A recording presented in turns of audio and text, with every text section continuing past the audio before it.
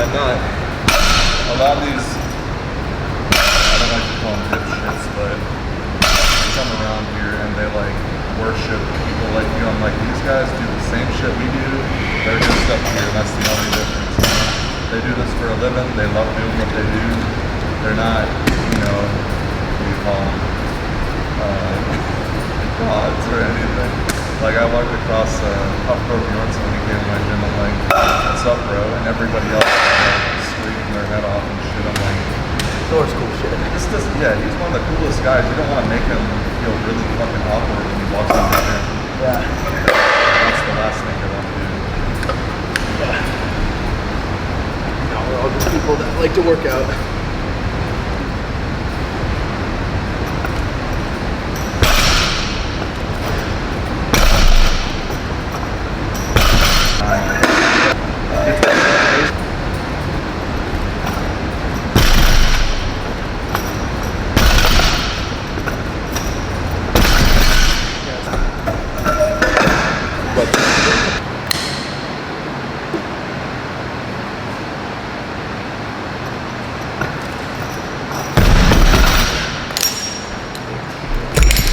Unsettling when you got your competition is basically 20 years old. Huh? It's kind of shitty when your competition is only 20 years old, but that's what happens when you start late in life. But Yeah, but I mean, that doesn't, I don't think starting early and training like this really dictates like longevity in the sport, to be honest. Because there's plenty of kids that I know that started younger, and then because they're younger, they want to do all the young shit, which then takes away from their own training, which then actually puts them in a lesser position of like game. If that makes sense. Because they're like, oh, well, I'm only 20. Oh, I want to go hang out with the boys. Oh, I want to do this. Oh, I have to do that, right? Because they're in their 20s. I mean, same thing like what's happening with me. Like, I'm thinking, fuck, do I want to do all this shit? Or do I want to commit to living in a box to lift a weight? That's what I had to do to get my world record. I had to live in a fucking box. I didn't see the sun. I was training at like 11 p.m. and shit.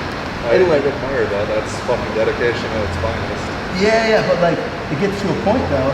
At one level, it's like, okay, how much, like. Watch this.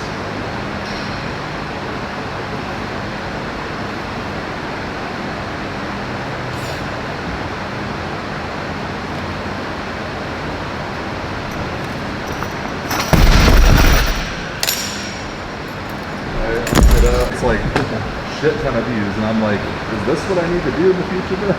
Well, it's just like a different dynamic, you know. People want like this is at the same time. The difference between why powerlifting I feel like can't grow as much as like a strongman or even CrossFit is because anything in fitness is an entertainment. We're in an entertainment industry. And if you can't make it the most entertaining, it makes it where people don't want to attend to it. That's why, like, one thing that's nice about like Sheffield, for example, is it is that entertainment platform. They definitely did some right shit with that, because I think they definitely took a leap forward in terms of publicity for that type of powerlifting specifically, because nobody was, in my opinion, not a lot of people were having fun with the library league, if that makes sense. Yeah.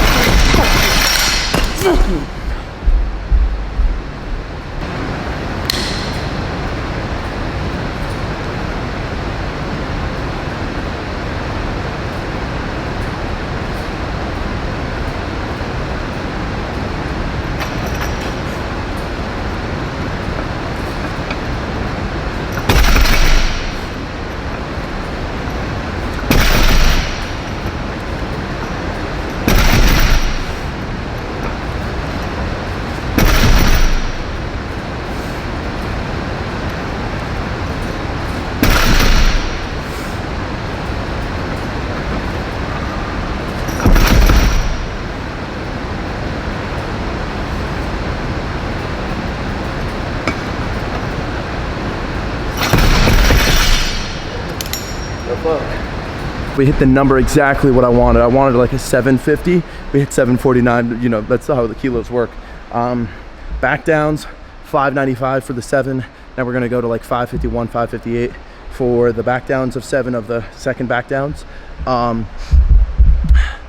Ooh, fuck. Deadlifts have been so much off and on lately. Honestly, for the last video, if you saw me doing like that rotating movement, I think that helped my back so much for today's pull, because especially with like flying and whatnot, oh dude, I get so stiff because I'm in this like tiny compartment on an airplane. So painful. So going in today, I didn't even film this. I'm gonna tell you guys right now, I hope I'm not annoying you.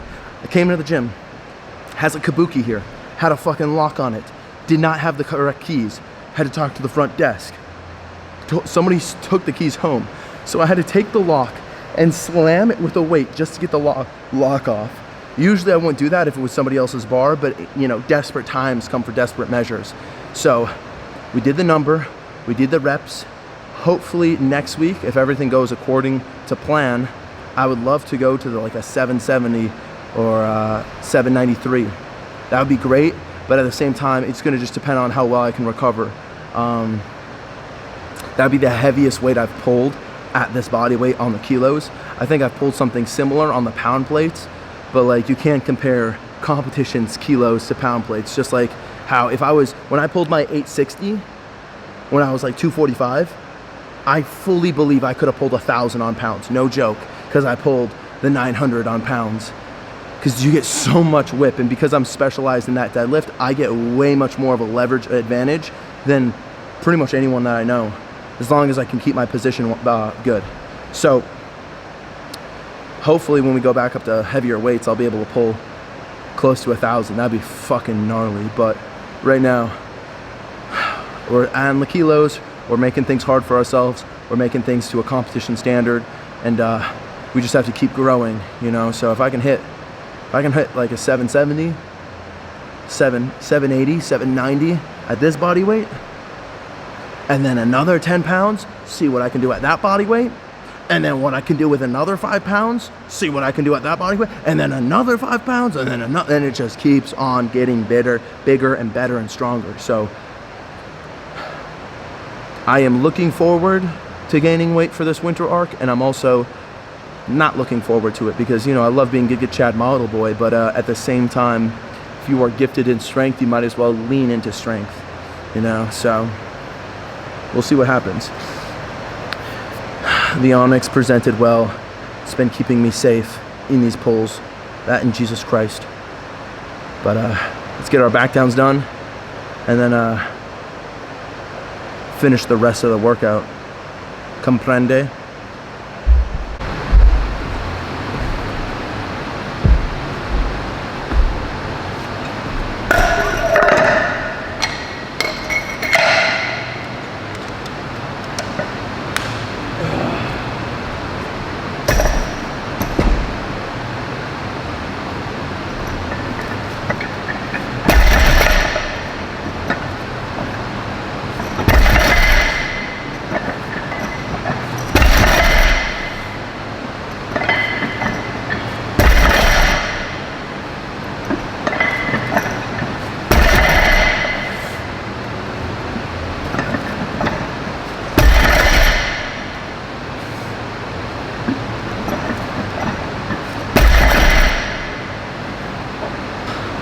I have to focus so much on keeping the pressure in this belt in order to get it off. After this, I'm gonna do a couple exercises to help positional wise with this brace, and I'll showcase it for you guys and go over a voiceover, so stick around.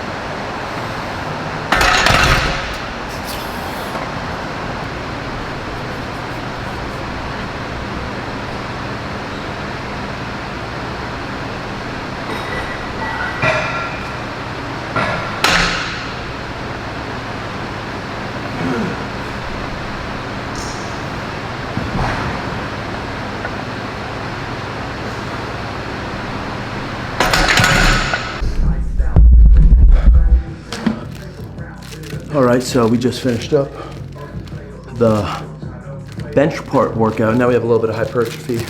I need a little bit of pre-workout carbs because my blood sugar, I can feel, is tanked. So a little Pop-Tart didn't hurt nobody. Hopefully it gives us a pretty good pump. Oh, it's all broken. Makes it easier for eating, I guess. Oh.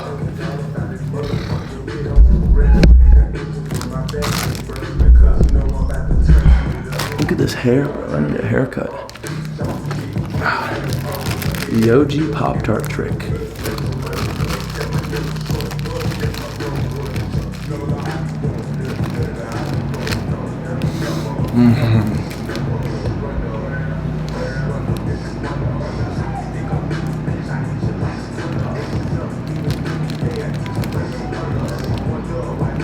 When I had no money in high school, I had to stretch $1. I would go and buy the Toast and Pop-Ups at dollar stores, like a Dollar Tree, not Dollar General, like an actual dollar store. And they'd have Pop-Tarts for $1, one box, and it was 1,200 calories. And I would eat a box of Pop-Tarts every single day. I would have a roll of bagels every single day. It was 2 for $3 for bagels. And then I would have eggs, and eggs at that point were like $1.50, I think, maybe $2. So I'd have 12 eggs, 2 packets of tuna, which were I think like 2 for $3, I believe. And I'd pretty much try to live off of like around like spending less than $20 a day. Like that's how much I wanted. And I was getting like 5,000 calories, 7,000 calories. And I did it. No, inflation wasn't as high for food, but still. And then at one point, I even was drinking a gallon of chocolate milk. When I squatted my first 661, I was drinking a gallon of chocolate milk a day. No joke. So, I was doing a lot just to get by, just to make progress. Maybe I wouldn't do that now because I have a little bit more money, but it's crazy because I'll talk to kids and they'll make the excuse of like, oh, I can't afford this, or you know, I don't know how to get high quality food. You know what? When you're broke, when you don't have any money, you don't need to get the most high quality food. The only thing that you need to focus on is getting in your protein, getting in your calories. Like before I even had a supplement sponsor, I couldn't afford protein powder. I would literally go to the grocery store and look to see if they had any expired like protein powder, and I at one point got like 8 bottles of muscle milk that was expired that I would just put in at my work, and I would have Pop-Tarts in my pocket and then ask to go to the bathroom, and I would eat my Pop-Tarts and then make a shake and do that like 2 or 3 times if it was like an 8-hour shift, and then have my meals too, and I'd pack my meals. So if you want to make gains, if you want to get it done, I am the perfect representation of that because I did it, I'm doing it, and look at me now. Gymshark athlete, Onyx fucking model, all this shit. It's not about the fancy cars, it's not about how much money you make, but it's about if you can, in my opinion, if you can live the lifestyle you want. And this is the lifestyle I wanted. I wanted to work out. I wanted to be able to work out and go, you know what? I want to be able to wake up and be able to work out. And that was my job, and guess what? It's my fucking job. Thank you, God.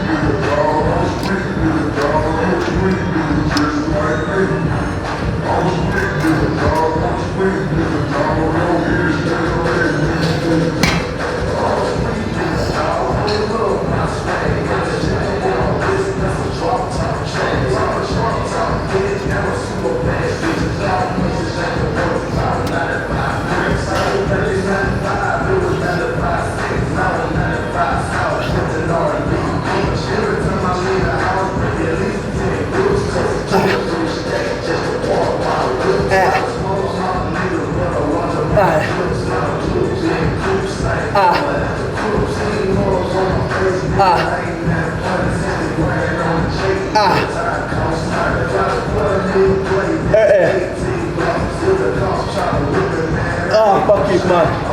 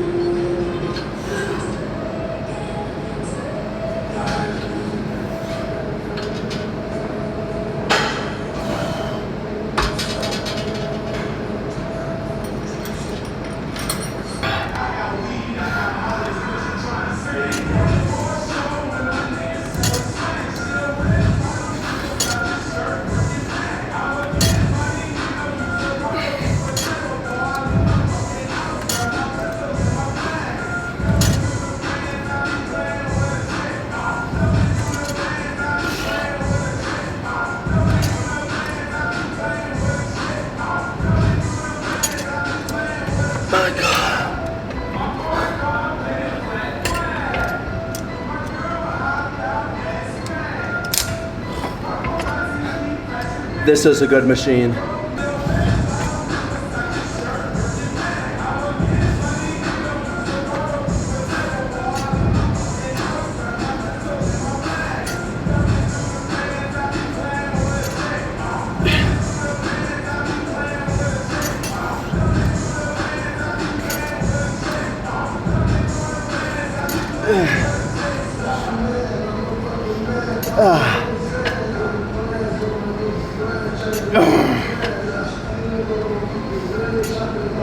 Fuck you. Oh, that's such a good bird. I'm buying one.